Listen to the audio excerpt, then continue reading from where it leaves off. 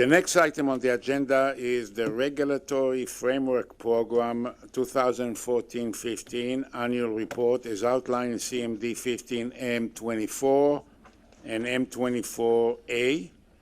And I understand that Mr. Torrey will make the presentation.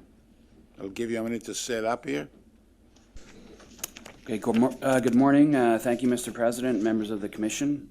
My name is Brian Torrey, the Director General of the Regulatory Policy Directorate. With me today are Ms. Lynn Forrest, Director of the Regulatory Policy Analysis Division, and Mr. Colin Moses, Director of the Regulatory Framework Division. We are pleased to be here today to present the annual report on the CNSC's Regulatory Framework Program. Although we are regularly before you at meetings to discuss specific regulatory documents, this report provides us with an opportunity to highlight the important work we are doing to engage in broader regulatory initiatives in the federal government and to discuss our forward plans which help ensure that CNSC continues to have a modern, robust, and comprehensive regulatory framework.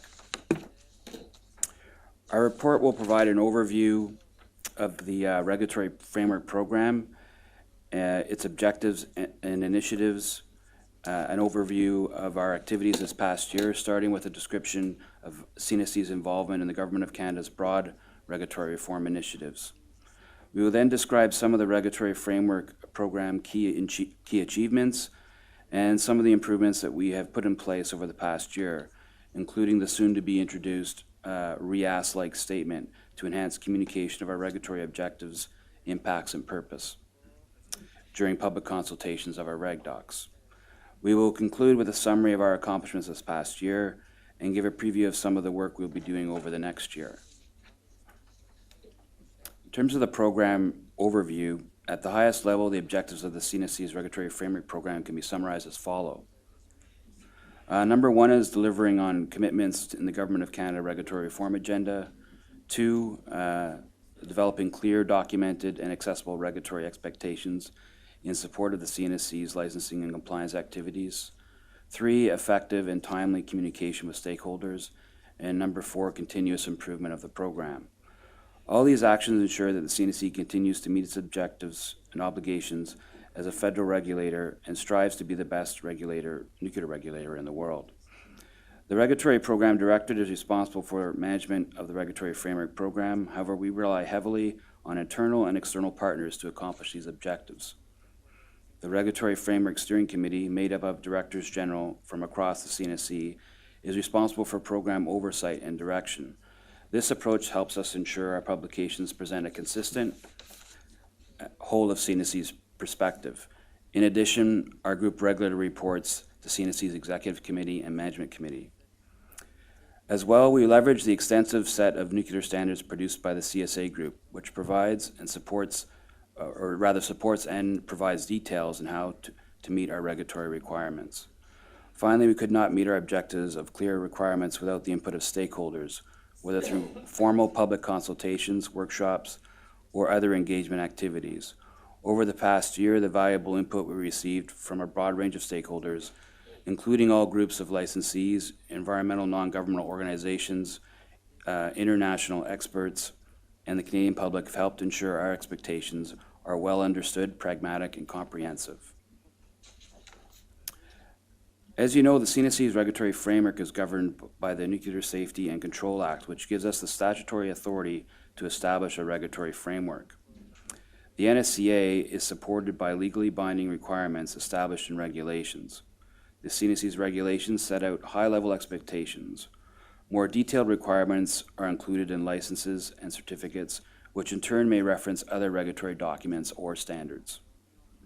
In regulatory documents, the CNSC also provides guidance on how licensees may meet regulatory expectations. Although not legally binding, there is a clear expectation that licensees consider CNSC's guidance in developing their programs.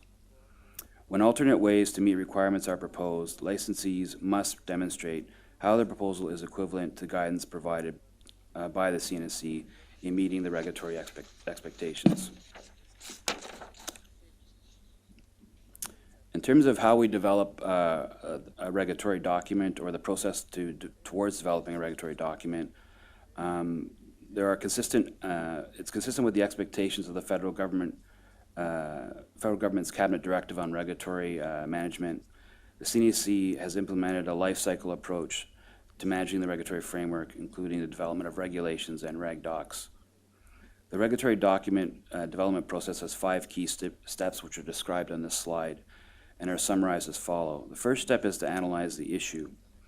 A regulatory issue, which the CNSC has decided to address through the development or amendment of a regulation or regulatory document, is first analyzed to determine the appropriate scope and purpose of the project.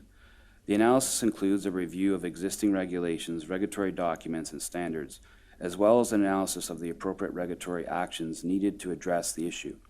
In some cases, discussion papers are used for public consultation during the analysis stage in order to obtain early public input.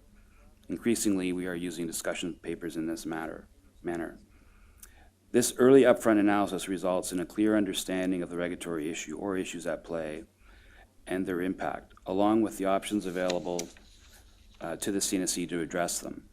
Options could include the development of new regulations, the revision of an existing regulatory document, or the introduction of new regulatory documents. Other regulatory approaches include the use of standards, amending licenses or license condition handbooks, and increasing compliance activities. The next step is to develop a draft document for public consultation. Once a decision has been made to proceed with a new or revised regulatory document, the CNSC develops requirements and guidance for the subject in question. This information may be included as a proposed revision to an existing document or as part of the introduction of a new regulatory document. This stage also includes detailed internal review and approval processes, as well as the final editing, formatting, and translation of the draft documents. The next step is to consult with stakeholders. The consultation process for draft documents has 2 key steps. First, consultation. The draft document is posted on our website. The public, licensees, and interested organizations are invited to comment within a defined period. The next part of that is an invitation to provide feedback on the comments received. All the comments received during the first consultation period are posted on the website. All stakeholders have an opportunity to view these comments and provide additional feedback.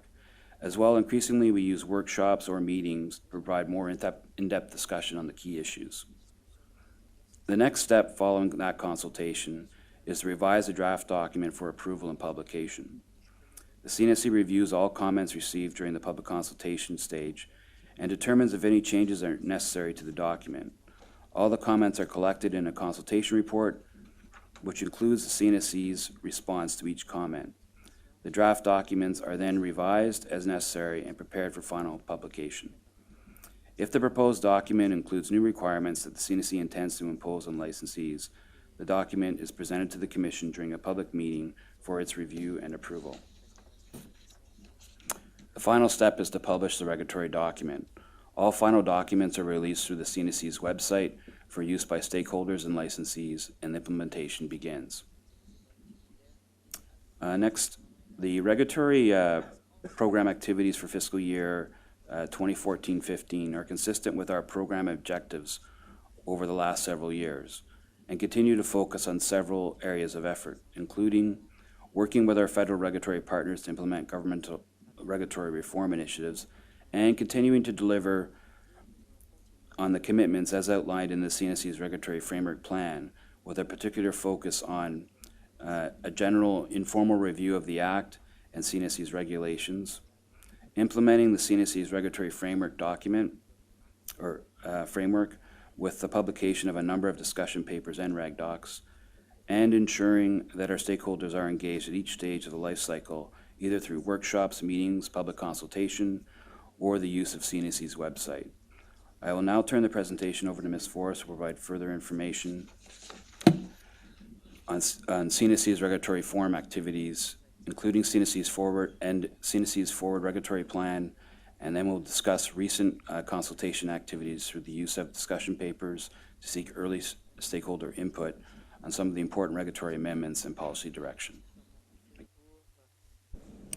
Thank you, Brian.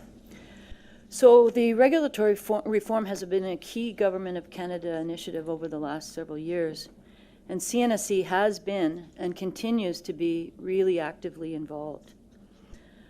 Released in October 2012, the Red Tape Reduction Action Plan committed to reducing regulatory burden on Canadians and businesses, making it easier to do business with regulators, and improving service and predictability in the federal regulatory system.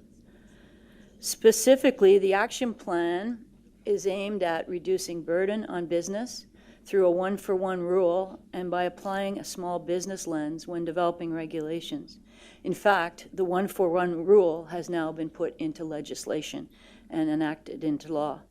Make it easier for business to do business with regulators by introducing interpretation policies, and improve service performance and overall predictability of the regulatory environment through new service standards and forward regulatory plans.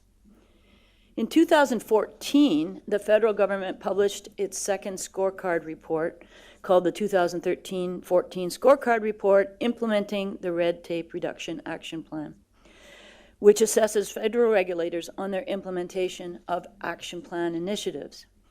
Overall, the report confirmed that the CNSC continues to meet its requirements under the action plan. In 2013, the CNSC began posting service standards for high-volume regulatory authorizations. These high-volume authorizations are transactions such as requests for licenses or for certification that number more than 100 per year. The service standards state how quickly an applicant can reasonably expect the CNSC to process their request under normal circumstances. Then in 2014, the CNSC met its commitment to publish both its service standards and its annual performance against those service standards. And in 2015, completed the publication of all its high-volume regulatory authorizations. In 2014 again, the CNSC continued to implement the action plan by posting its interpretation policy as required. The policy describes how the CNSC assists stakeholders to understand regulatory requirements.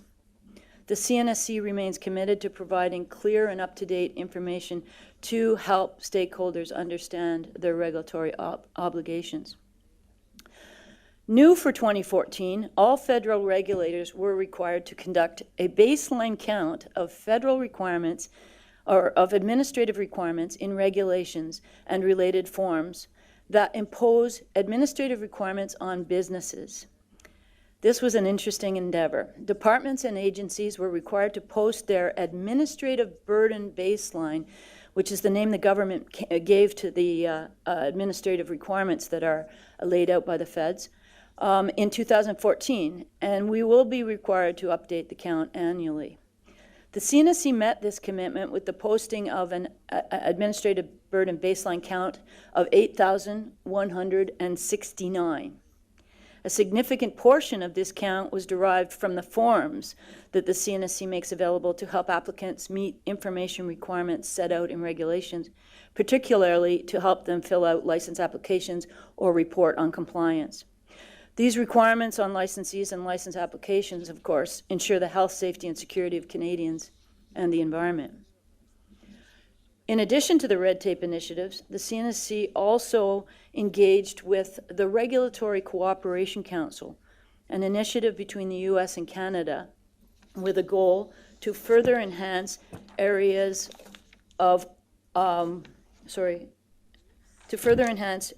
cooperation between regulatory bodies. The CNSC already works closely with regulatory bodies in the U.S. in areas of transportation, certification, and CNSC staff is now exploring additional areas, potential areas for cooperation with our U.S. counterparts to support the initiative. Continuing with regulatory reform, another element has been continued collaborative engagement between federal regulators. In 2014-15, CNSC continued to collaborate with the Major Projects Management Office and the Northern Projects Management Office on overarching project management and accountability for major resource projects in the federal regulatory review process. A key initiative this year was CNSC staff outreach in the North in collaboration with the with the Northern Project Management Office by delivering information sessions, CNSC 101 information sessions, in fact, on the role of the Canadian nuclear regulator to potential communities affected by the proposed Kegavik mining project. Moving forward, the CNSC will continue to support the project management offices. Now we move closer to home into the area of the CNSC's regulations. An important element of our regulatory framework program includes the regular review and development of the regulations. Like all regulatory documents, the regulations under the NSC are scheduled for these regular reviews. And at the conclusion of each review, CNSC staff determine whether amendments to regs are needed at that time, or whether the current set of requirements are effective in ensuring the continued safety of regulated facilities and activities. Over the course of the past year, staff managed a number of these regulatory review projects. The first was the publication of the amendments to the nuclear security regulations and the nuclear substances and radiation devices regulations to address outstanding issues raised by the Standing Joint Committee on the Scrutiny of Regulations, who are charged by Parliament to identify opportunities to clarify regulations. These were just minor, they're called miscellaneous amendments. In addition, CNSC staff progressed on their work to amend the packaging and transport of nuclear substances regulations to introduce ambulatory reference to the latest edition of the IAEA regulations and to address operational issues that have arisen since the packaging and transport of nuclear substances regulations came into force. The regulations were presented to the Commission in March and were approved by Treasury Board in June and will be published in July. Yeah. Consistent with our efforts to continue modernizing our regulations, based on lessons learned from Fukushima, CNSC staff are also proposing amendments to the radiation protection regulations, the Class 1 facilities regulations, and the uranium mines and mills regulations altogether to enhance the safety of nuclear facilities and the protection of workers as recommended by the Fukushima Task Force.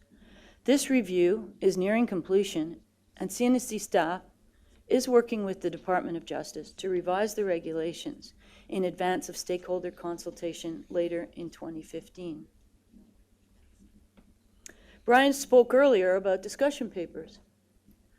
Stakeholder feedback is key to the success of the CNSC's regulatory framework program, and discussion papers play an important role in the selection and development of CNSC's requirements and guidance.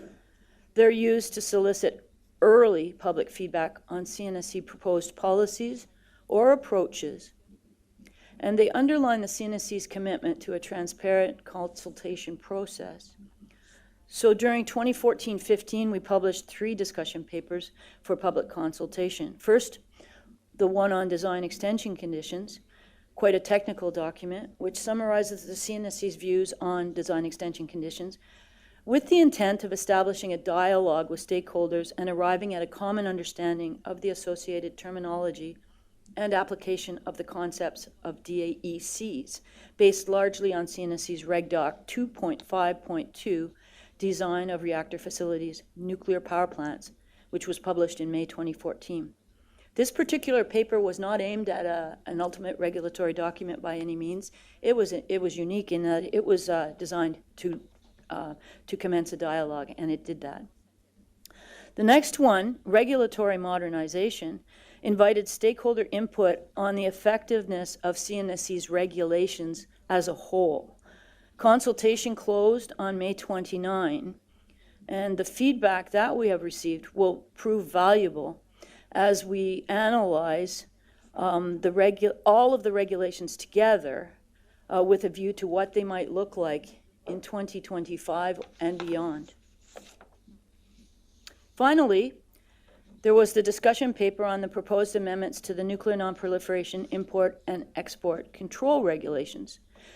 The proposed amendments address some technical and administrative issues relating to the regulations and reflect changes to the nuclear suppliers group lists, thereby ensuring continued effective regulation of the nuclear exporting and importing industry.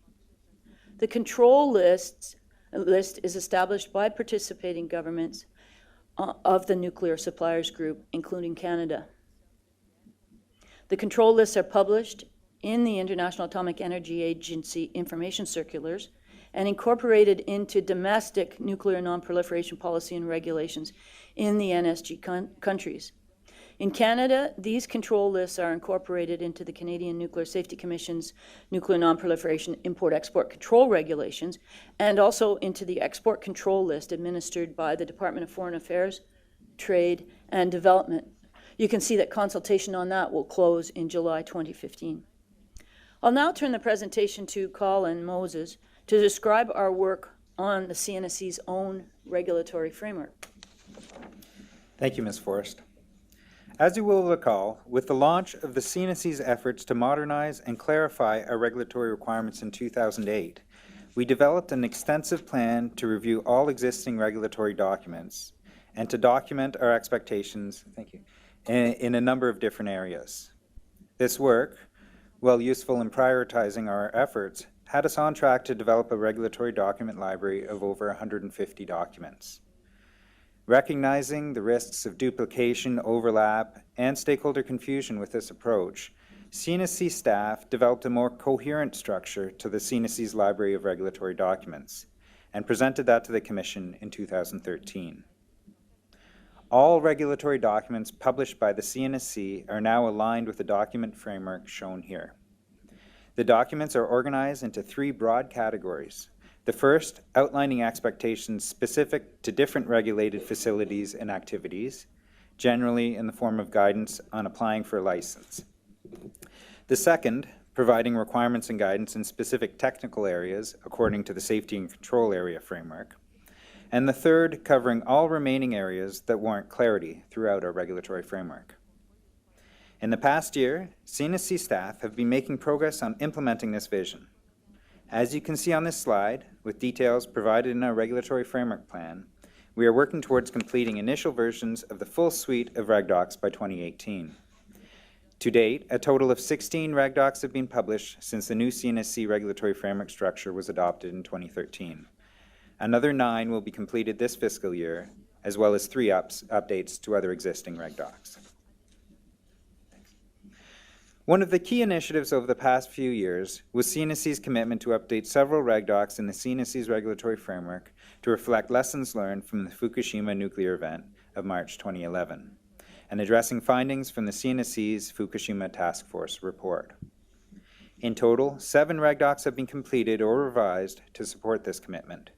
At the same time, CNSC staff have reviewed its regulations to identify opportunities for improvement. I will outline some of this work on the following slides.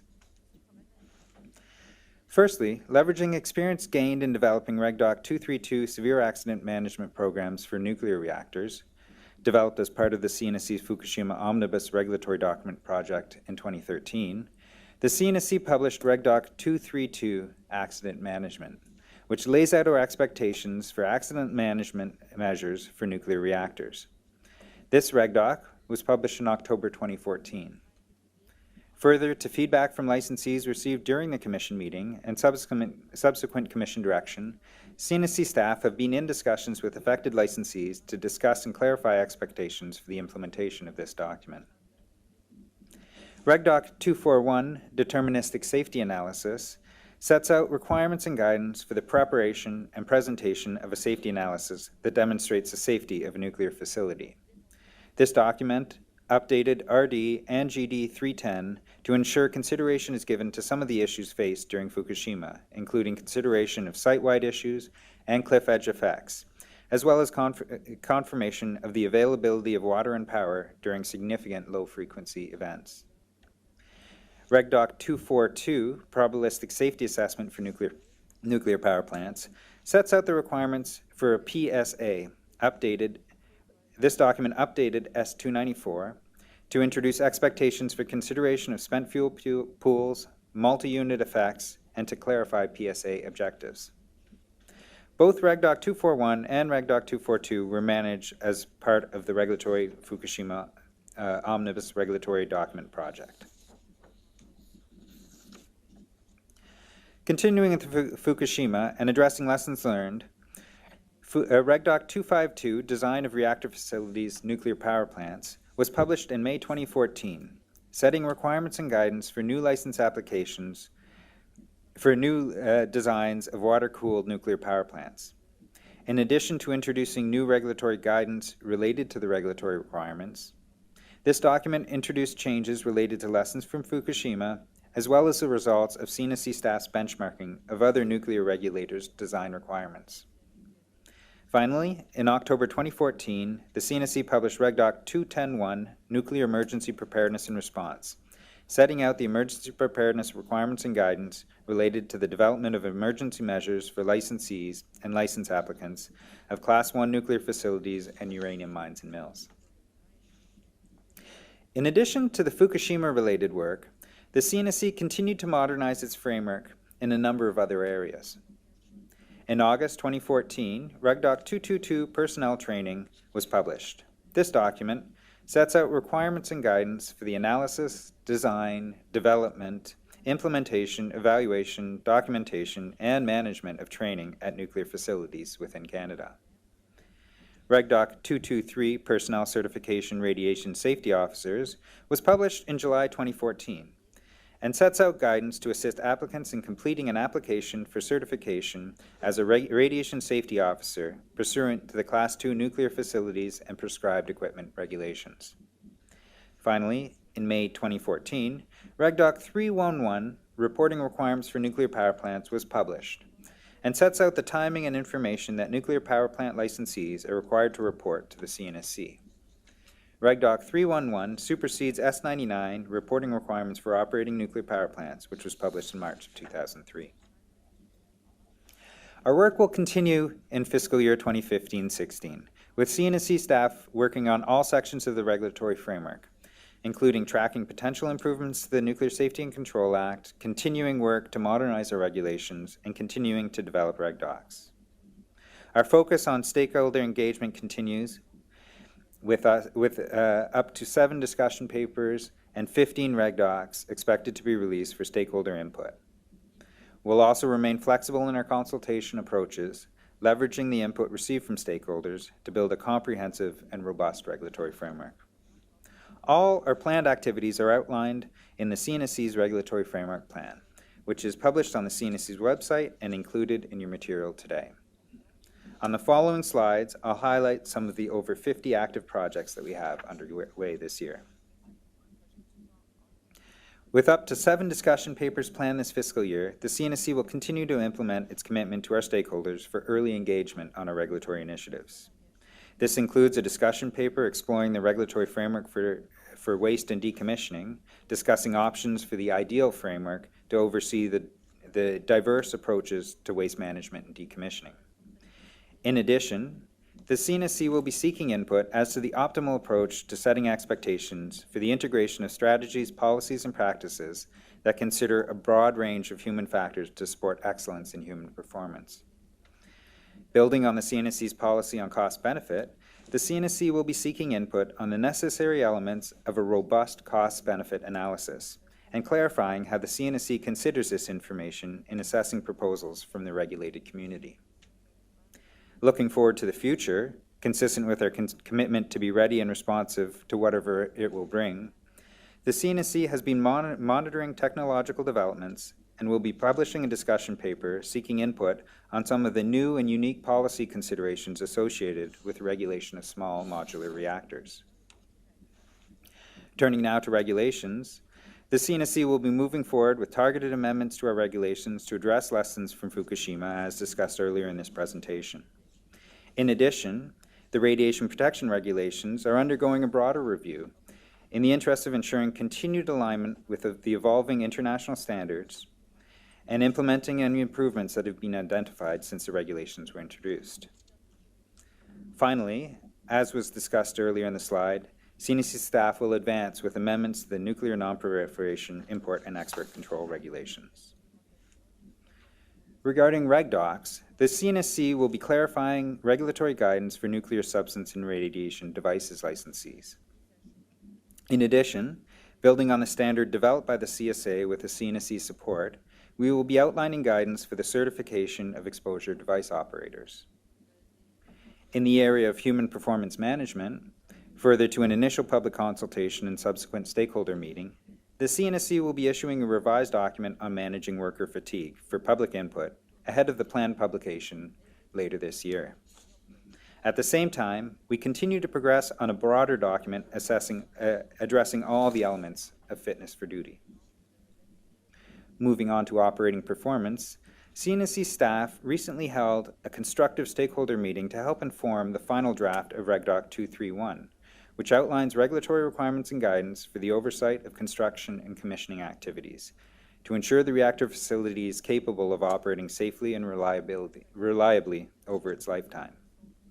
It is expected that the REGDOC will be brought forward to the Commission later this year for consideration. In addition, following extensive consultations with stakeholders, we are pleased to note that REGDOC 233 Periodic Safety Reviews was published in April 2015 following the Commission's approval. The document sets out the CNSC's requirements and guidance with regard to a PSR of a nuclear power plant, which is a comprehensive evaluation of the design, condition, and operation of nuclear power plants, providing an overall view of plant safety and the quality of safety documentation. Finally, REGDOC 252 Design of Reactor Facilities, Nuclear Power Plants, is currently being reviewed to determine if additional information is needed on electrical systems. Continuing on the topic of design, the CNSC is currently drafting requirements and guidance for the design of fixed radiography installations, and will be shortly launching a public consultation. In the Safeguards and Non-Proliferation series, REGDOC 213.2 provides guidance for licensees who intend to import and export nuclear and nuclear-related dual-use items, which are also known as controlled nuclear substances, equipment, and information. This document is due to be published this fiscal year. With a continued focus on the transparency of our regulatory processes, the CNSC recently published REGDOC 351, Licensing Process for Class 1 Nuclear Facilities and Uranium Mines and Mills, which provides an overview of the licensing process for Class 1 nuclear facilities and uranium mines and mills. Similarly, updates to the recently published REGDOC 352, Compliance and Enforcement Administrative Monetary Penalties, ensure our processes for compliance actions are transparent to stakeholders. To complete this picture, CNSC staff are currently working on REGDOC 353, Regulatory Fundamentals, which provides information on the CNSC's regulatory approach and its philosophy to achieve its regulatory objectives. And finally, further to an action from the Commission, the CNSC has advanced on the development of a glossary of CNSC terminology, which lists the terms and definitions used in the Nuclear Safety and Control Act, its regulations made under the Act, as well as CNSC regulatory documents and other CNSC publications.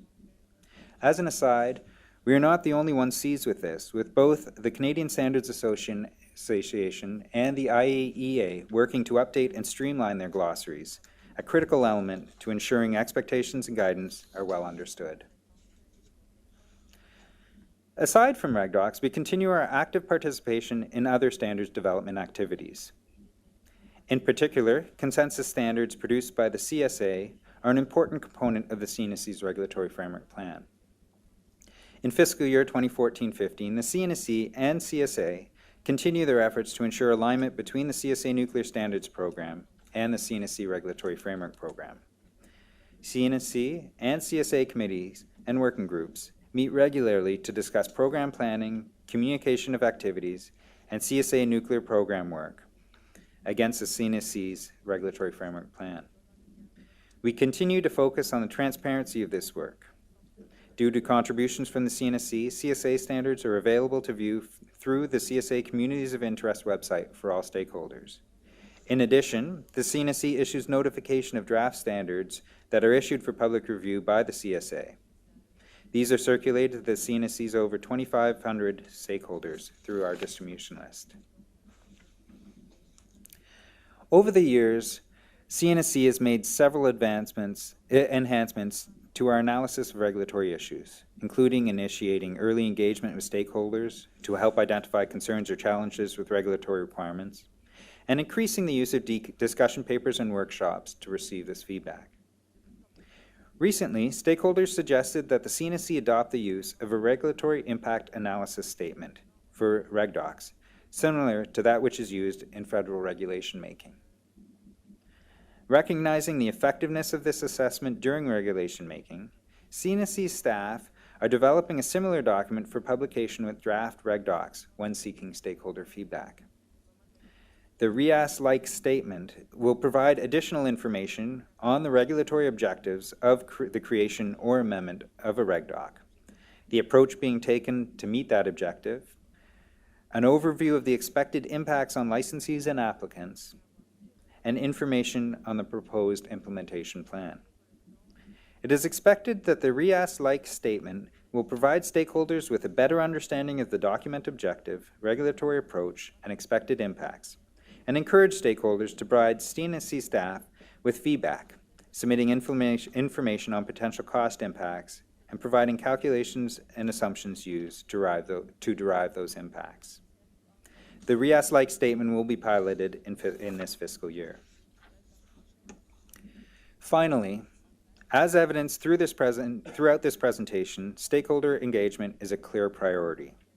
Through the many ways outlined on this slide, we seek to ensure the transparency of our activities, depending on the constructive feedback we receive on our regulatory initiatives, to ensure the regulatory requirements that we set are reasonable and effective at achieving the desired regulatory outcome.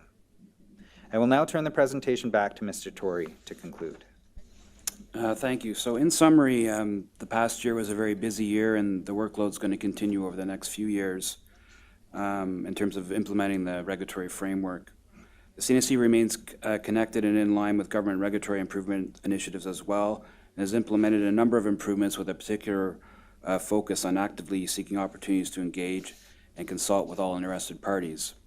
We have continued to modernize the framework through the development of the new regulatory documents and regulatory amendments to ensure the CNSC's framework continues to reflect the latest developments in domestic and international lessons learned and guidance.